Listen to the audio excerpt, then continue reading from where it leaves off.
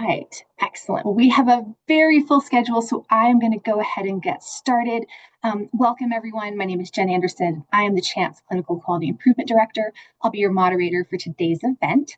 Community Health Association of Mountain Plains States, or CHAMPS, is the Region VIII Primary Care Association. We provide technical assistance to community health centers in Colorado, Montana, North Dakota, South Dakota, Utah, and Wyoming. And I am very happy to welcome you to the Region VIII Maternal Health Summit. Today's event is a little different than our standard training opportunities. In addition to health center staff and folks from our partner state primary care associations, we have a wide variety of maternal health experts in the room today. Those include representatives from state agencies, public health, and community-based organizations from all across the region. And because there are so many of us from so many different places, I am going to ask each of you to please take a moment and rename yourself. We would love to have your name, your organization, and your state.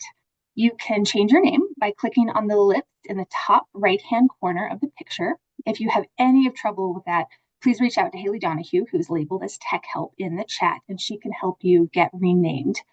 This will also help us today with our attendance. So while you are all doing that, I want to tell you a little bit about our summit today. So as you all know, addressing maternal health is a federal priority area, and many community, state, and federal partners are actively engaging in a variety of initiatives throughout Region VIII aimed at improving maternal health outcomes.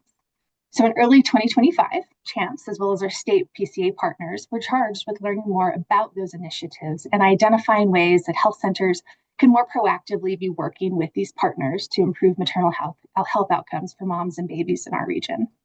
So we've been working with Dr. Sharon Talboys and her team at the University of Utah to conduct an environmental scan of maternal health programs across the region, and she's compiled some preliminary findings that are going to serve as the basis for our convening today. Additionally, one of our directives was to convene a group of these maternal health stakeholders so that we could hear directly from you, and that's what brings us here today. So this first session, Region VIII Maternal Health Landscape, Setting the Stage for Change, will be an overview of Dr. Talboys and her team's findings. The next 3 sessions today will dig into some of the central themes that they have uncovered. Up next, addressing perinatal mental health and substance use disorders. After that, primary care and public health collaboration, and then OB models of care and clinical workforce development. During those 4 sessions, your feedback and your contributions are such an important part of this process. And so I hope that you all add your thoughts to the chat, raise your hand, participate in our polling features as we bring all of your thoughts together to help us understand maternal health in our region. We hope to use these insights to allow us to create additional TA opportunities and to collaborate to help break down some of the barriers that exist to supporting moms and babies in our communities. And most importantly, we hope that each of you will leave today with an idea, a nugget of knowledge, or a resource that you can implement at your own organizations right away. Then in our final session today, we will hear from a wonderfully inspired speaker, Dr. Danelle Pendergrass, who will pull it all together and hopefully send you off feeling ready to continue the important work that you already do, making change in your communities. So each session today will be 45 minutes long. It will begin at the top of the hour. Step away as you must and return as you can. The event link will be the same all day. So today's summit is being recorded for future reference. And if you need technical assistance at any time during this event, please do chat Haley at Tech Help, and she will help you out as soon as possible. If you're able, we would love to have people on camera during the discussions to help create a more natural setting, but we understand if you're not always able to do so. Now, let me pause and take a look around, see how our renaming is going. Fabulous. So many of you are changing them. We got a couple more who still would be fantastic if you can change your name. Again, your name, your organization, and your state would be ideal. Please reach out to Haley if you have any trouble. And with that, let's dig into it. The facilitator for our summit today is Dr. Sharon Talboys, Associate Professor in the Division of Public Health at the University of Utah. As a pracademic for over 25 years, her focus is on accelerating the implementation of best practices in public health and healthcare to inform health outcomes and address upstream drivers of health. She has expertise in maternal and child health, health workforce, community health needs assessments, strategic planning, and policy development. Dr. Talboys will be joined for this session by her colleague, Dr. Shahpar Najmabadi, a research assistant professor in the Division of Public Health at the University of Utah. Her work focuses on advancing maternal and child health through rigorous evidence-based research. With a clinical background and international expertise in public health, including work with UNICEF and non-governmental organizations, Her scholarship is grounded in a sustained commitment to improving care for medically underserved communities. You can read all about their many accomplishments in the bios that are included in today's handouts. If you haven't already, you can download the handouts for this first session via the chat. This document also includes the slide deck. Finally, I must add that the views and opinions expressed throughout the summit today are solely those of our speakers based on their individual expertise and do not necessarily reflect the views of CHAMPS. And with that, let's learn more about the Region VIII maternal health landscape, setting the stage for change. Welcome, Drs. Talboys and Najmabadi. Great. Thank you so much, Jen, for the lovely introduction. Again, my name is Sharon. I'm joined today by Dr. Shahpar Najmabadi. And while I'm presenting the content, Shahpar is standing by for our Q&A and will be active in our discussion. We're here to discuss the maternal health landscape across our region and hopefully set the stage today for meaningful change with your help. Okay. Before we begin, I want to take a moment to acknowledge the many people and organizations who made this work possible. First, our partners at CHAMPS who commissioned this work, including Jennifer Anderson and Julie Holstein. They have been instrumental in this effort. From the University of Utah, I want to recognize our team, Dr. Najmabadi, Angelica Lloyd, and our dedicated public health students who have contributed to this work. I'd also like to thank our interview participants and HRSA for supporting maternal health initiatives through their grant making in maternal health. And most importantly, I want to we dedicate this work to the people affected by poor maternal health outcomes and those who serve them today. I hope we can keep that top of mind as we go through our discussion, as this is why we're here today. Okay, here's what we'll cover in our time together today. We'll start with an introduction to our methods and explore patterns and trends in maternal health across Region VIII. We'll share our key findings from qualitative interviews, and we'll follow that up with your participation in a SWOT analysis, where we'll examine both the inner landscape, which is our health centers and public health organizations, our strengths and weaknesses there, and outer forces affecting maternal health, such as the changing political landscape, the economy, what's happening in our cultural landscape. Throughout the session, we'll have participatory polling and discussion, so please be ready to engage with us. We'll be using Poll Everywhere today, which will be hopefully a way to engage. And I also want to say, please, utilize the chat. We have Katie and Haley supporting us today, so we'll monitor that. I'll try to get through these initial slides, but feel free to raise your hand. And I don't see the chat, so Katie and Haley, let me know if there's a burning question. I'll be happy to address that. Okay. And then we'll wrap up with a closing discussion. So let's begin with our environmental scan, the objectives and methodology behind this work. We set out to accomplish 4 key objectives. First, to create a state-by-state listing of maternal health organizations, their roles, and key contributions across the region. Secondly, was to describe current priorities, initiatives, and the external forces at play, that socio-political, ecological contexts that affect maternal health. And third, to convene you all today from a variety of organizations in this dialogue and help us further interpret these findings. We'll hear what we learned from this assessment, but it's a work in progress, and we're doing this as we go. And the proceedings from this summit will actually be incorporated into the final report. So your participation today is very much appreciated and very important. Let me tell you a little bit about our methods. We reviewed secondary data and examined agency documents, reports, and websites from across all 6 states in Region VIII. We conducted qualitative interviews with experts throughout the region from primary care settings and public health and community-based organizations that focus on maternal health. We then used Deduce software for qualitative coding, employing both template analysis and grounded theory to identify what themes are emerging from these discussions. This, as I mentioned, this was an iterative process where we worked closely with our collaborators, and as we shared preliminary results, had multiple discussions about those. And we continue that today with you. And lastly, we'll be doing the SWOT analysis. So that's where you'll really jump in and participate and react to what I'm about to present to you today. Okay, so let me tell you a bit about who participated in the interviews, which occurred last summer into fall of 2025. We spoke with 18 key informants with representation from all 6 states. Nearly 70% came from community health centers or primary care associations, while about 31% represented public health organizations. In terms of geography, about half served statewide populations, and a quarter served urban areas only, and another quarter served rural areas only. So a good distribution there, I think, geographically in terms of the people we serve. Over 3/4 of our participants were clinicians, which was a win because we know how busy clinicians are. And about 30% of those were identified as being from family medicine or primary care, and 23% of those said they were either had OBGYN specialty. And then nearly a third represented academic health organizations or residency programs. On the right, you'll see a link to our preliminary findings. It's an online report that you can access today if you want to take a deeper look and read more about the synopsis I'm providing today. If you want to dig into the quotes and see more about what people said, you can check that out.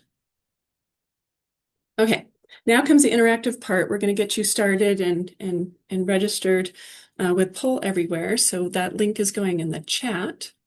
You can join on your web browser or by phone. I'll put the QR code up in just a moment. Not every question is available by phone, so if you do like to write a lot, I recommend the web version. So take your time. Here we go. We'll pull up our Poll Everywhere poll. Give me just a moment.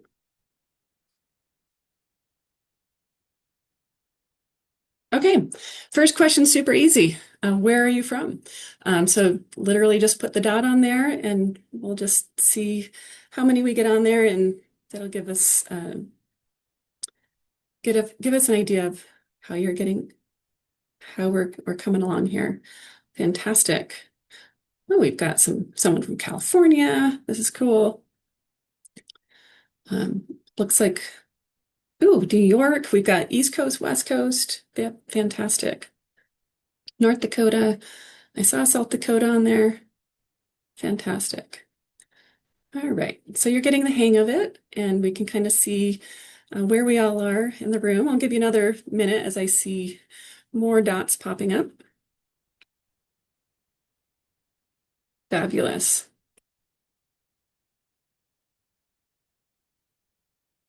Fantastic. Got North Carolina, but fantastic. All right. All right, well, I'll give that 10 more seconds, but you get the idea of it. So I threw an easy one out there for you just to get the hang of it. So our next question, we're going to take a read of the room here. We're going to crowdsource a word cloud about what's on your mind about maternal health services. So you can put in as many entries as you like.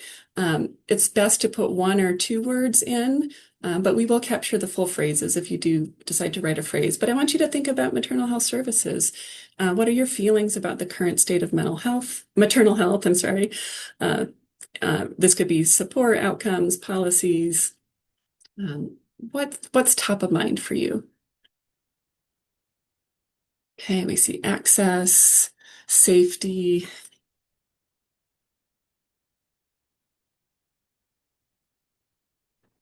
Oh, this is so cool. Thank you all. You're doing fantastic.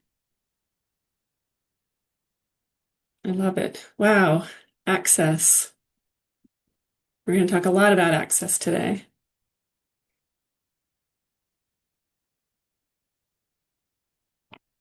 All right. Wow, this is fantastic. Just so you know, all your responses will be compiled in a report. The Poll Everywhere is anonymous unless you chose to add a screen name within Poll Everywhere when prompted. But we will get your full phrases in there if right here we're just getting the words. But as I look at this, I can tell you that what these words that are coming up here, you'll see how these echo throughout the findings in our environmental scan.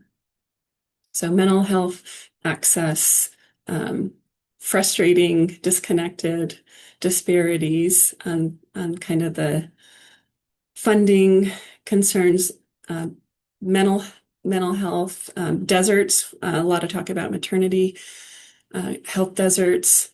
So thank you for continuing to add this. I'll leave this open for about 10 more seconds or so. But I love this. This poll is open throughout the session. So if you are, I'll leave this open this will be open till we get to our next question. So you'll have a little time if you do want to add more here about your top of mind thoughts here. So we'll let this play out in the background, but I'll return to our presentation and move along. But hopefully you'll see that you're not alone in your feelings. We've got a lot of positives, some concerns, a variety of feelings about maternal health these days. Okay, thank you for playing along. Okay, accept that. Okay, just a quick switch back to our presentation.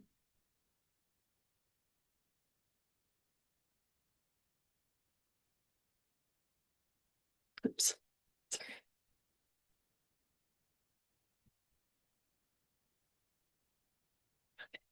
Sorry about that. All right.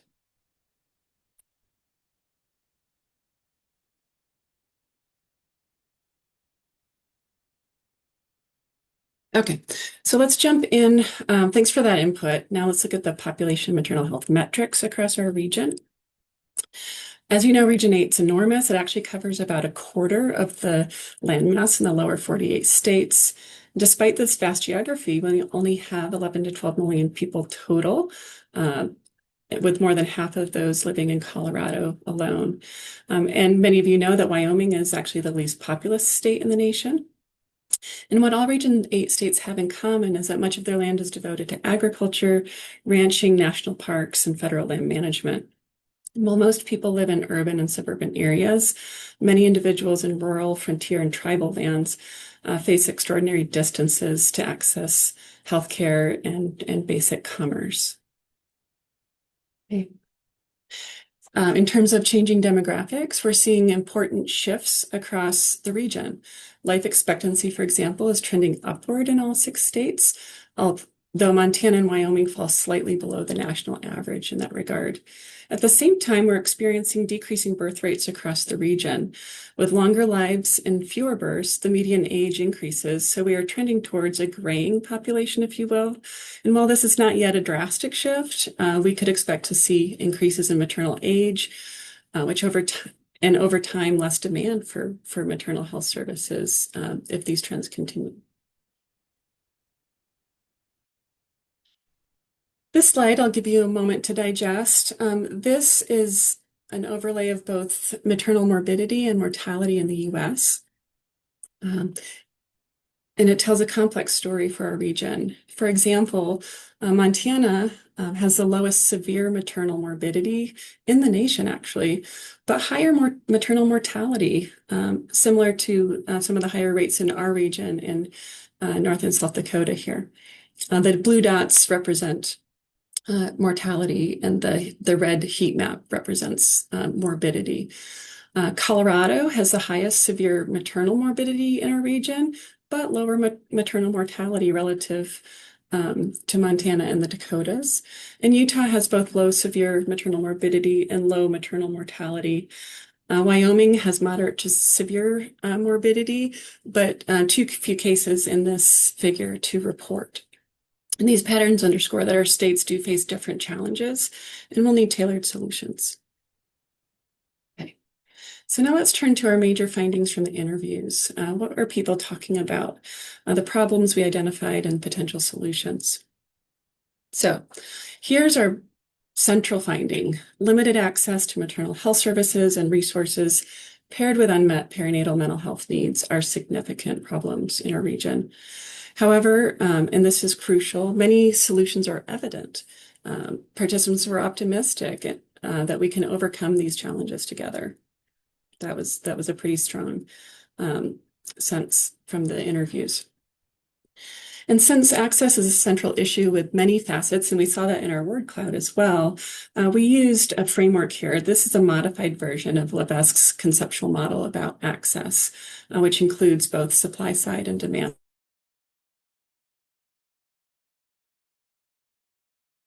The public, we did get more themes and information about the supply side, how we deliver services and programs in maternal health. But we did get some demand side insights from providers who do hear from their patients and their clients about what's happening and what they're experiencing. I won't go over this in detail, but just providing here as a reference. So, we have a framework we're working within.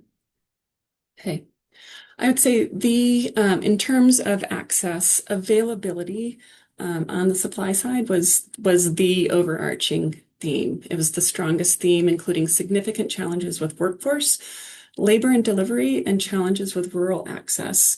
The bottom line here is that there are simply not enough providers in the right places to offer comprehensive maternal health services, and especially in rural areas.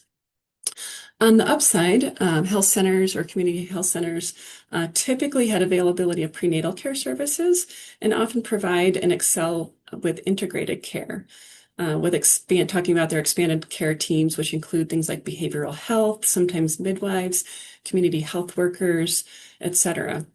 They also excel at lifespan care across lifespan and also for the whole family, and offer a strong medical home. And we see,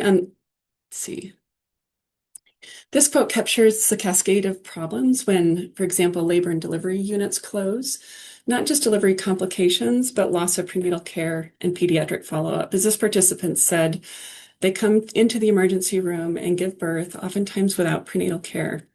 And then it sounds like those same children are often not being seen for well visits and vaccines. They go on to say what the county public health system is doing to find and assist these women and their children, but acknowledge that it is very difficult. In this next quote, it's particularly striking regarding rural and tribal communities.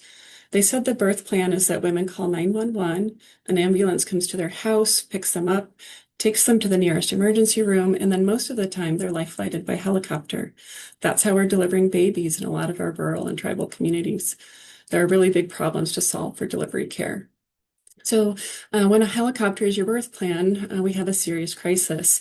Sadly, they also explained how the delivery hospital is hours away, and if the family does not have transportation, she has to deliver and often recover alone, far from home. So these are real challenges. In terms of approachability and acceptability, this is a highlight. The health centers, the folks that we talked to from health centers and from public health, they talked about how health centers excel, community health centers excel at approachability. The primary care is particularly skilled at this, skilled at outreach and connecting with communities. However, they did say that they don't promote or advertise their maternal health services very effectively, or don't necessarily think of maternal health directly. It's just one thing in the broad spectrum of services they provide. The other good news is that health centers truly excel at acceptability in the eyes of their patients because of their professional values and norms around inclusiveness, and they're really well honed with cultural training and cultural humility. And interestingly, providers express concern that when they do refer their patients for external referrals, for example, for OBGYN care, labor and delivery, they do worry that the same level of interpersonal care may not continue outside of their walls. Just an interesting perception of community health center providers. Okay. Regarding affordability, one provider captured the patient perspective here. I think there's also that internal battle for patients when they know there's no way I can pay for this, right? So I need to keep working, or I need to take care of my other kids. I find that sometimes that as a provider, when we're saying, oh, this is really important, the degree of importance is relevant, right? So this reminds us that as that clinical priorities and patient priorities don't always align, especially when these basic needs are at stake. Okay. Appropriateness. This involves both technical quality and care coordination. So this gets into kind of some of those models of care, evidence-based models, using what works. And here we heard about various models. Some health centers do offer labor and delivery. We'll hear about some of that later in session 4, if you can join us later today to learn more in depth about these models. While some do provide delivery care, most make referrals, and most talked about their integrated care models, which incorporate behavioral health, social work, community health workers, and sometimes doulas, lactation support. And one program discussed was centering pregnancy as showing promise. This is a program that links patients to resources. This is basically group prenatal care that also focuses on linking patients to resources. And they also talked about how they link people to evidence-based programs like home visiting that's offered usually outside of a community health center through public health organizations and community-based organizations. And while providers have some awareness of these programs, they may not know the details to be able to effectively promote them. So we are going to be talking about public health and primary care collaboration in our third session today, where we'll expand on this theme. There is a major concern about, as I mentioned in the previous slide, the continuity of perinatal care. Our providers worry about losing patients to follow-up when they have to refer out, trying to get them back in. Example. From the demand side, from clients and the folks we serve, we heard that the greatest threat to care seeking, a big threat right now, is loss of trust among patients who feel threatened by recent federal policy changes and are worried about privacy and the immigration climate. This is a serious barrier. At the time of these interviews that were done last summer and fall, participants were worried for patients, but had not yet seen the actual downturn in care seeking. However, this is evolving, and now we're interested in hearing from you today. If there's updates there, what are we seeing today compared to a few months ago? They also talked about health literacy gaps as an area where public health collaboration could help, with increased attention to patient information about maternal health specifically. Additionally, pressures such as inflation were on their minds, worried about patients' ability to afford basic needs. Okay. Transportation and childcare. Okay. In terms of barriers that are common for care seeking, we heard from providers talking about how appointments are frequently canceled for these reasons. So we need to address these challenges. Addressing these challenges will definitely require cross-sector collaboration. Okay. On a positive note, a great strength of community health centers is their accommodation of language diversity. And this was a very strong theme talking with our participants, that they provide culturally and linguistically appropriate information, which is a significant asset to build upon. Okay. Right, moving out of the access theme, a couple more top themes. Mental health as a top priority. This emerged as a top priority. Most discussions about mental health focused on either perinatal depression or substance use disorder, or both, because we know these are major drivers of maternal morbidity and mortality, including screening efforts, expanding postpartum care, and screening well beyond 6 weeks, preferably providing care through 12 months.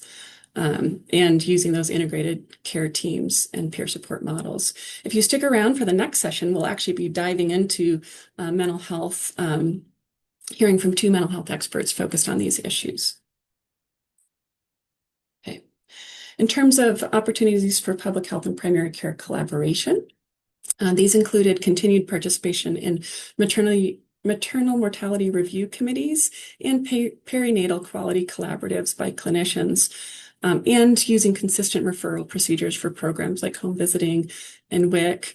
Some providers just said they simply just don't know what's available at local health departments sometimes or community-based organizations. So it's important for public health professionals to know that do work in the maternal health space to know that providers are genuinely interested in information about these programs, and also data about the populations they serve is an area of mutual interest.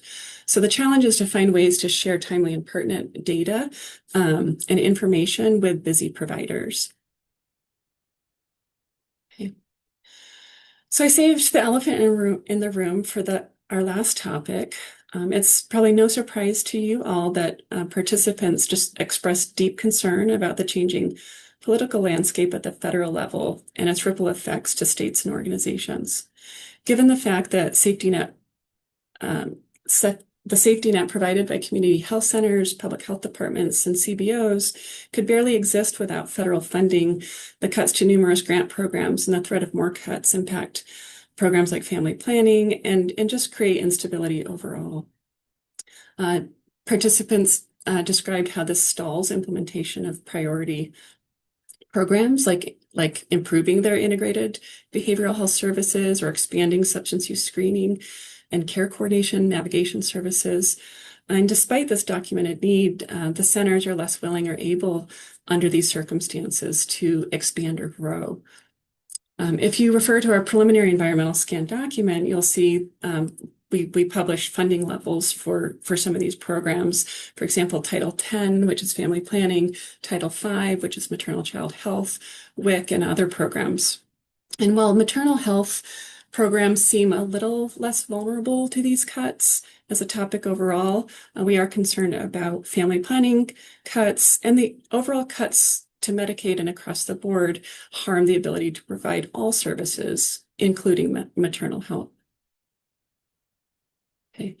These quotes from our participants elaborate on this story. One said, "From our last meeting with all the CMOs at the other health centers, finances are in the top of everyone's mind. I think everyone is bracing for a little bit for potential reduction in services or clinical staff." I'll remind you that interviews were months ago, so it'll be interesting to hear from you more as we discuss the threats in the SWOT analysis. Another participant expressed that the noise is exhausting and it's demoralizing and it's confusing and chaotic. So sadly, this policy volatility takes a real toll on providers and public health professionals, and we ought to be concerned with overall morale and those kinds of feelings.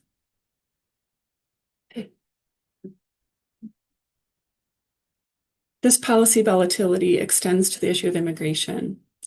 Providers were deeply concerned about patients without citizenship or who may worry that others question their citizenship. The fact that states and hospitals are now taking on a much larger proportion of emergency Medicaid was also a concern. That does relate to immigration because many non-citizens, especially for labor and delivery, do lean on emergency Medicaid for labor and delivery. And is often their only option. So fear of immigration enforcement has led some patients to avoid prenatal services altogether and are fearful of increasing ICE activity. And while at that time, again, last summer and early fall, most had not seen actual changes in client behavior at that time, as of a few months ago, but some expressed that it was only a matter of time. So that was a lot to unpack. And here's our attempt to pack it back up with a bow. And this is our draft SWOT analysis, and will serve as our reference for our interactive activity. A SWOT analysis is basically looking at the strengths and weaknesses within our own organizations, and then looking at the opportunities and threats out there externally, outside of our organizations. So we're going to start with strengths. And the reason SWOT analysis is helpful with strategic planning and direction setting is because it helps us name and leverage our strengths. If we can name our weaknesses, we can work on ways to minimize those weaknesses, and then understand what opportunities are available for us and mitigate threats within our mitigate within our control the threats that we see externally. So first, I'd like you to examine this, and I'm going to flip back over to our poll everywhere. So hopefully you can have this slide next to you as we walk through the SWOT analysis. So I invite you to jump back into poll everywhere, and I'm going to pull it up. But basically, this echoes what I just talked about. So we'll just jump into poll everywhere.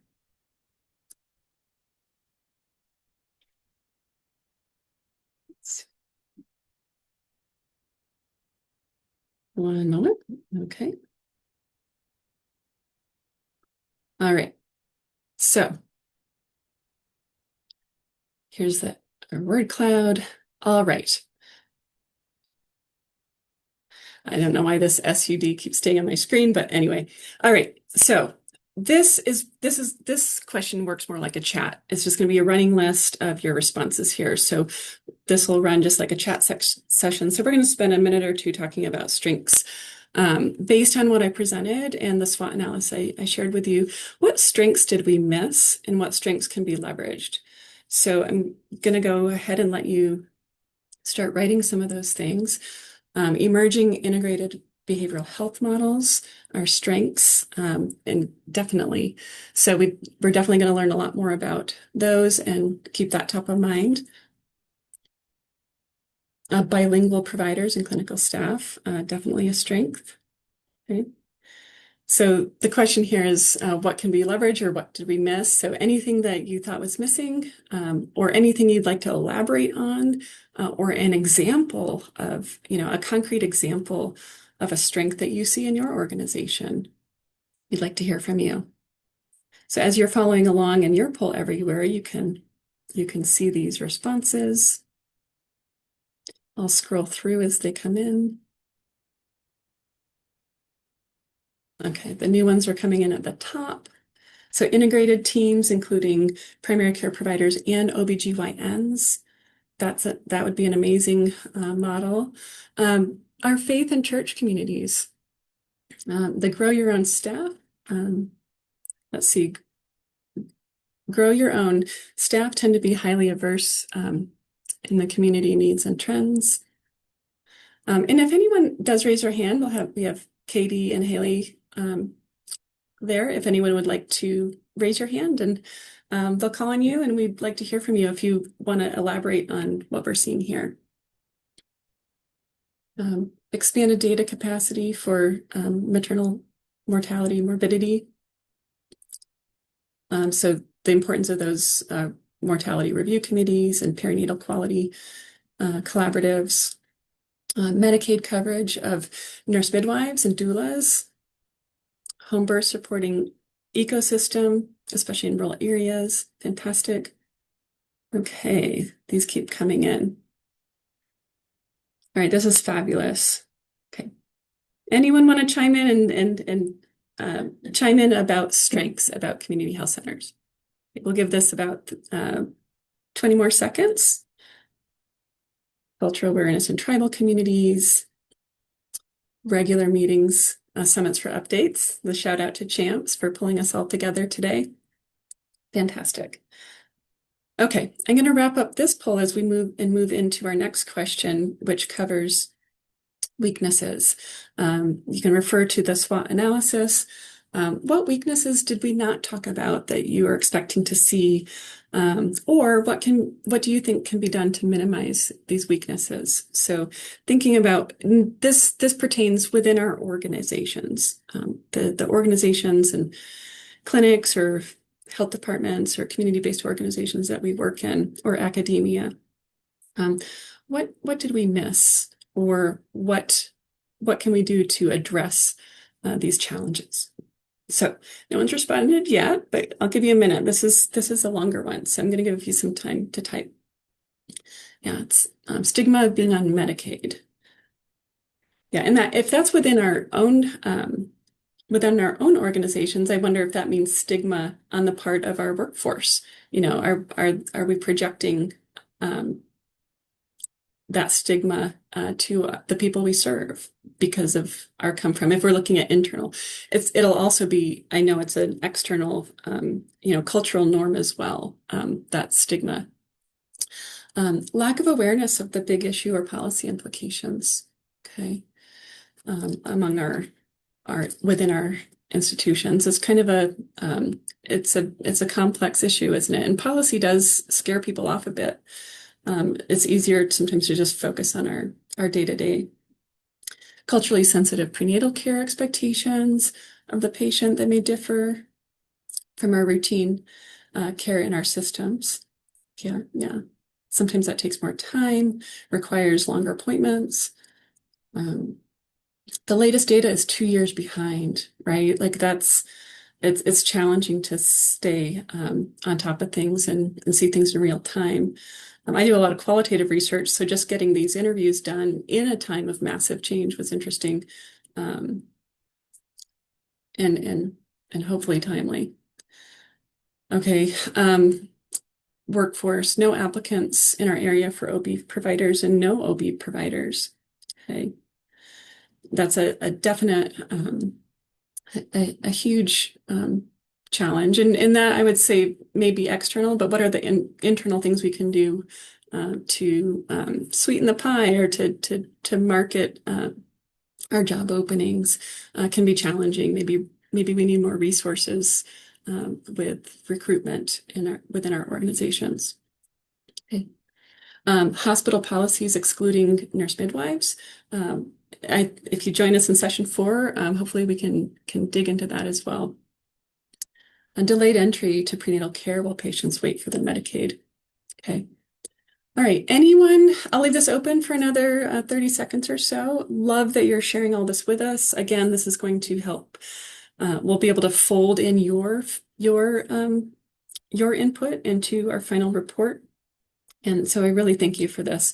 I do want to ask if anyone wants to speak up or speak to any of these challenges or weaknesses within our organizations. And if not, we'll be moving on to opportunities. Okay.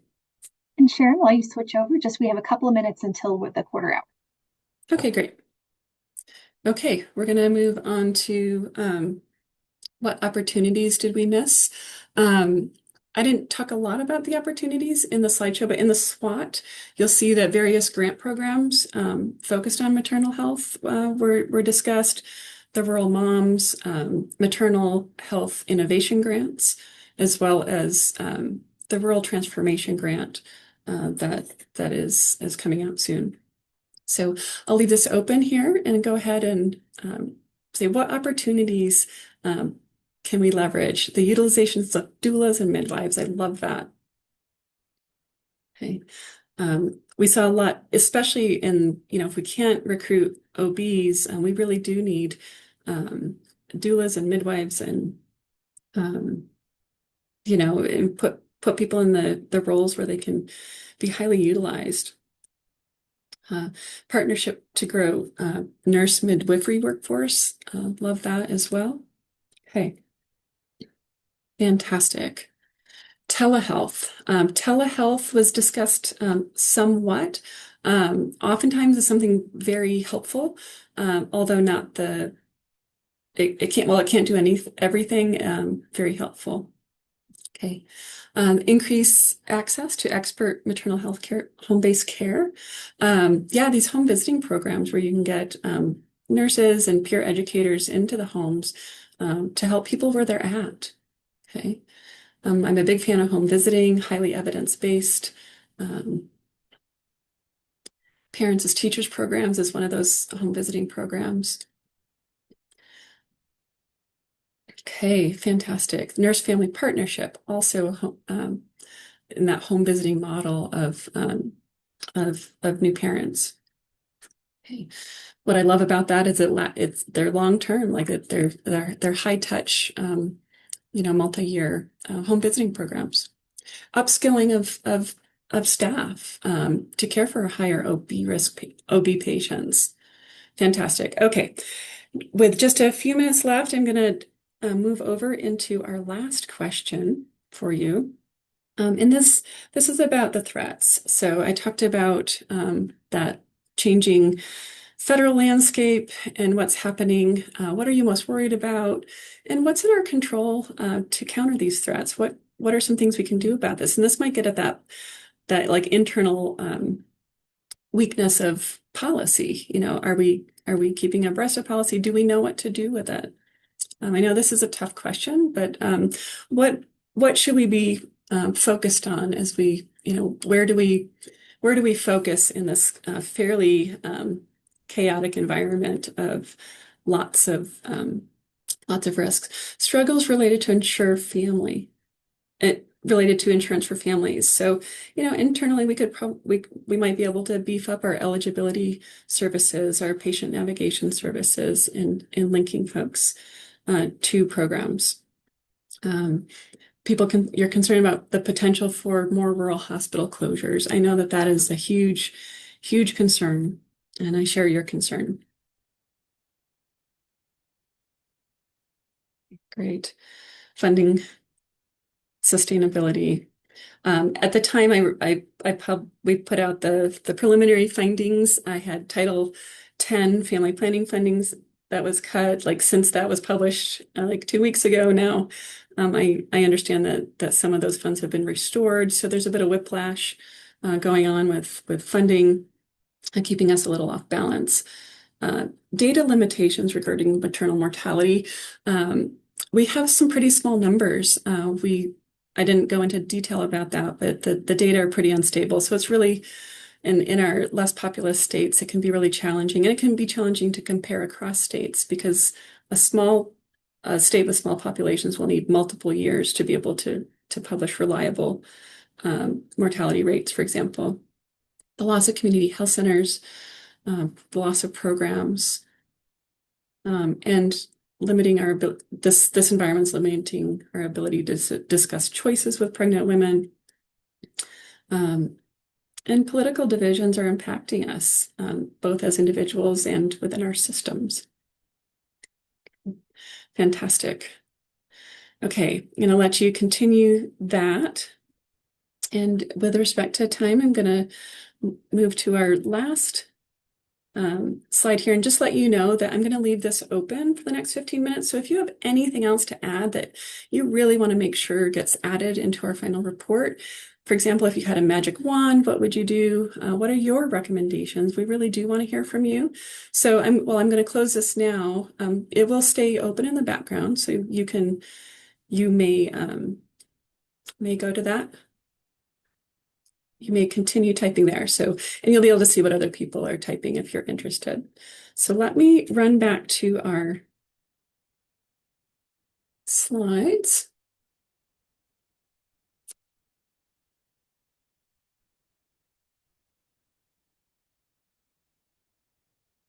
Okay.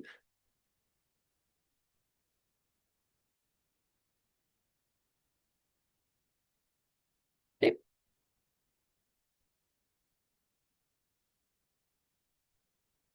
And I am going to close out our session with just polling the audience, seeing if there's anything else you'd want to discuss. I know we have a large group, so you may not be willing to raise your hand or speak up, but I just want to leave the opportunity there as we close our session. And if you have, here's our email addresses if you have any follow-up questions or want to contact us. And lastly, I hope you can join us for our next session on perinatal mental health, which starts in about 10 minutes. So thank you all. It's been such a pleasure being here with you today. Excellent. Thanks so much. Love to thank Dr. Sharon Talboys for sharing her expertise with us today. Thank you, all of you guys, for joining the session. As Sharon said, the poll everywhere is still open. You can still pour your ideas there, but also the feedback on this session and the environmental scan findings are really important to us. So please do complete the short set of evaluation questions linked in the chat. It'll just take a couple of minutes, so we'd love it if you would complete that right now.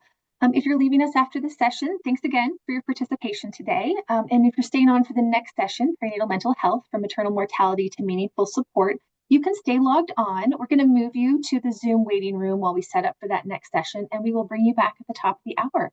Thanks again. I hope to see many of you soon.